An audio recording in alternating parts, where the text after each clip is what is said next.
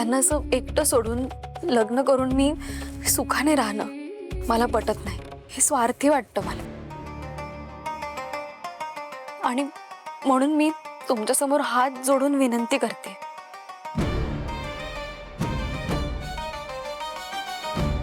Please तुम्ही एकदा माझ्या बाजूने विचार करा प्लीज।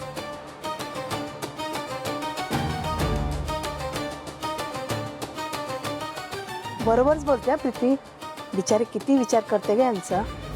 हो ना अगं, शेवटी मुलगा गमवलाय सुभद्राताईंनी त्यांचा, ते पण या दीपमुळं। अगं यांच्याच घरच्यांनी त्यांना एकटं पाडलंय, मग त्यांना यांनी घरात घ्यायला नको? खरंय, एवढं मोठं घर आहे गायकवाडांचं, मग एक माणूस घरात घ्यायला काय प्रॉब्लेम आहे यांचा? यालाच का मोठेपणा म्हणतात?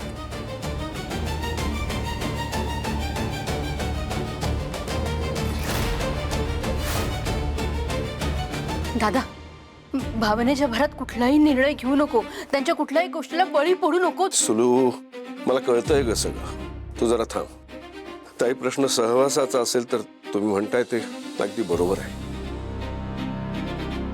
आणि आम्ही तुम्हाला ज्या काही सोयी सुविधा देणार म्हणतोय त्याने तो सुटणारा नाहीये, कळतंय मला।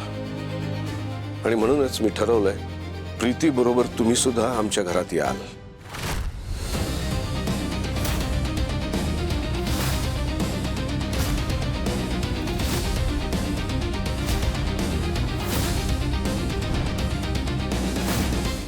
प्रीती बरोबर तुमचाही गृहप्रवेश होईल। तुमचा मुलगा अकाली गेला या धक्क्यातून बाहेर यायला तुम्हाला काही काळ लागेल, आणि या काळात तुम्ही आमच्या घरात आमच्या बरोबर असलात, प्रीती तुमच्या सोबतीला असली तर तुम्हाला बरं वाटेल।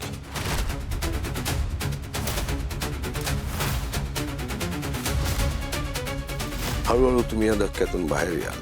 पुढे काय करायचं ते तेव्हा ठरवू आपण। दादा, हे काय बोलतोयस तू? आणि काय इतका उदार होतोयस? नाही, मला मान्य आहे आपल्या मुलाकडनं खूप मोठी चूक झाली आहे, म्हणून त्यांचं अख्खं कुटुंब आपण दत्तक घ्यायचंय का?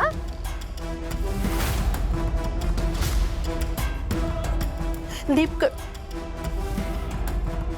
आपल्या मुलाकडनं जी चूक झाली त्याच्यासाठी शिक्षा भोगली ना त्यांनी, गेला ना जेलमध्ये, राहिला ना तिथे, पोलिसांनी जितके वेळा बोलत तितके वेळेला जातो ना, हजेरी लावतो ना,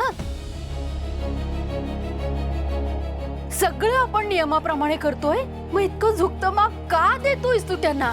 सुलू, दरवेळी 2 अधिक 2 4 असं नसतं ग।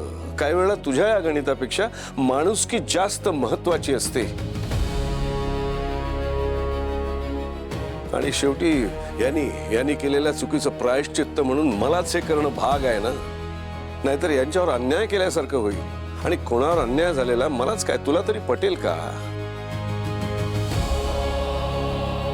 प्रीती बाळा, आता तरी तुझी काही हरकत नाहीये ना? हो बाबा, माझी काहीच हरकत नाही। या आत।